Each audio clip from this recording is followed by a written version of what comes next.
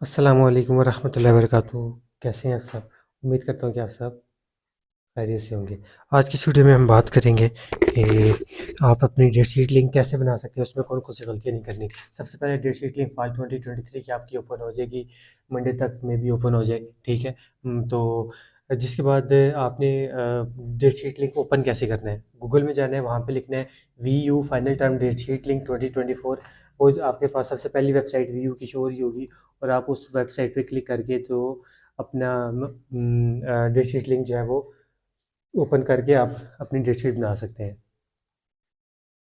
ठीक है। इसके बाद जो आपने काम करना है वो कि सिटी आपने बहुत सोच समझ के सिलेक्ट करना है। आप अपने अपना सिटी आपका अगर रावलपिंडी में है तो रावलपिंडी सिलेक्ट करना है, लाहौर में तो लाहौर सेलेक्ट करना है, कराची है तो कराची सेलेक्ट करना है। ऐसा नहीं करना कि आप लाहौर हो और पिंडी का सेंटर जो है वो सेलेक्ट कर लें। हाँ, सिटी में आप ये बात ज़रूर याद रखिएगा कि आपका ऐसा नहीं हो सकता कि एक पेपर आप रावलपिंडी में दे रहे हो, एक लाहौर में दे रहे हो। ऐसा हरगिज़ नहीं हो सकता। अगर आप रावलपिंडी सेलेक्ट करते हैं तो रावलपिंडी के किसी भी इंस्टीट्यूट पे आप पेपर दे सकते हैं। लाहौर सेलेक्ट करते हैं तो आप लाहौर के किसी भी इंस्टीट्यूट में पेपर दे सकते हैं। ऐसा नहीं है कि एक पेपर आप लाहौर दे रहे हो, एक पिंडी दे रहे हो।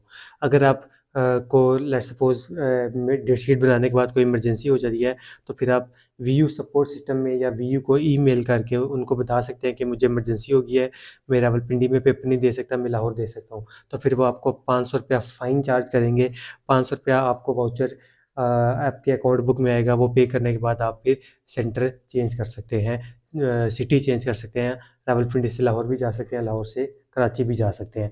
तो इट्स अप टू यू कि आप पहली मर्तबा में ही डेट शीट ठीक बनाना चाहेंगे या ₹500 देने के बाद आपकी अकल ठिकाने आएगी, ठीक है। इसके बाद सेंटर की बात करें तो रावलपिंडी में NIC है, ज़ैनब है और सेंटर बहुत सारे हैं, कराची में कोरंगी में है, लाहौर में भी बहुत सारे हैं।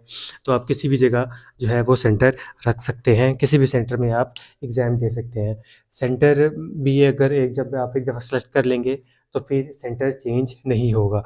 और डेट शीट आपकी जो है वो 12 फरवरी को अगर लेट्स सपोज़ ओपन हो जाती है तो 12 फरवरी से लेकर आपके लाइक 11 से 14 डेज़ या 15 डेज़ तक आपके जो है वो फाइनल टर्म एग्ज़ाम्स चलते हैं।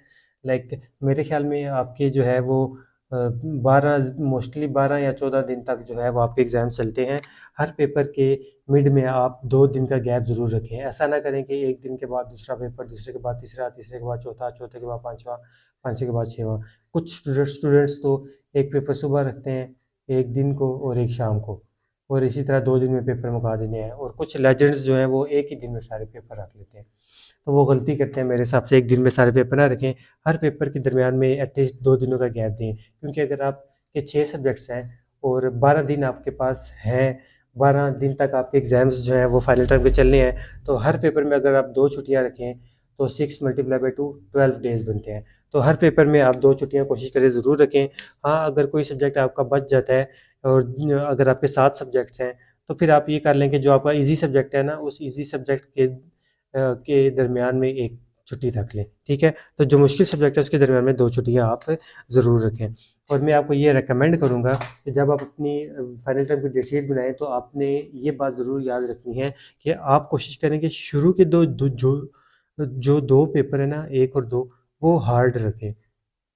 लाइक मुश्किल पेपर्स जो हैं वो कभी भी ना रखें, सॉरी मैं कह रहा हूँ रखें, कभी भी ना रखें। शुरू के 2 पेपर जो हैं वो आप लाज़मी ईज़ी रखें। उससे ये होगा कि जब आप पहले 2 पेपर ईज़ी दे के आएँगे ना तो आपका मोरल हाई हो जाएगा, आपको मोटिवेशन मिलेगी कि यार मेरे पेपर्स अच्छे हो रहे हैं, आप फिर और भी ज़्यादा मेहनत करने शुरू हो जाएँगे। ये साइकोलॉजिकल जो है ये फैक्ट है, बड़े काम की बात है। इसके बाद तीसरा जो है वो पेपर आप जो है वो मुश्किल रखें, चौथा फिर आसान रखें, पाँचवाँ फिर आखिर वाले कोशिश करें मुश्किल वाले जो पेपर है वो आखिर में रखें, क्योंकि जब आप मुश्किल वाले पेपर आखिर में रखेंगे, खुदा ना खास्ता वो गंदा पेपर हो जाता है, तो इसके बाद कोई पेपर नहीं होगा तो फिर आपका जो इजी वाला है उस पे इफेक्ट नहीं पड़ेगा। अगर आप पहले ही दिन हार्ड पेपर रख लेंगे, मुश्किल पेपर रख लेंगे, तो दूसरा वाला जो पेपर होगा वो इजी भी होगा तो वो आपको हार्ड लगेगा। आप कहेंगे यार अब छोड़ो, क्या पढ़ने का फ़ायदा, पहला ही इतना गंदा पेपर हो गया है, तो आपका मोरल डाउन हो जाएगा। तो ये कुछ टिप्स हैं जो डेट शीट लिंक की जो मैं बता रहा हूँ। हाँ, दूसरा आपने ये काम लाज़मी करना है कि जैसे ही डेट शीट लिंक ओपन हो ना, तो फ़ौरन आपने जाना है डेट शीट लिंक बनाने। अपनी डेट शीट फ़ौरन बना लेनी है। अगर आप 1 या 2 दिन का गैप देंगे ना, तो आपके घर के नियर बाय जो सेंटर होगा, लाइक आपके घर के करीब अगर नेशनल इंस्टीट्यूट NICS है, VU का कैंपस घर के नज़दीक, तो ये फिल इसकी सीटें फिल हो जाएंगी। जब इसकी सीटें फिल हो जाएंगी तो फिर आपको हो सकता है रावलपिंडी से इस्लामाबाद जाना पड़े पेपर देने। इस्लामाबाद भी फिल हो जाए, हो सकता है आपको अटक जाना पड़े, अटक भी फिल हो जाए, हो सकता है आपको दूसरे सिटी भी जाना पड़ जाए।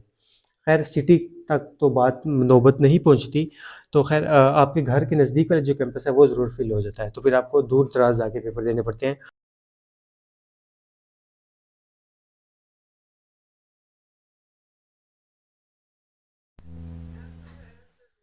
बंद हो गया था। ये फर्स्ट कम फर्स्ट बेसिस पर जो है वो फिल होती हैं। अब पता नहीं आवाज़ आ रही होगी कि आपको नहीं आ रही होगी। तो आपने कोशिश करनी है कि अपना जो है वो जल्दी बना लें,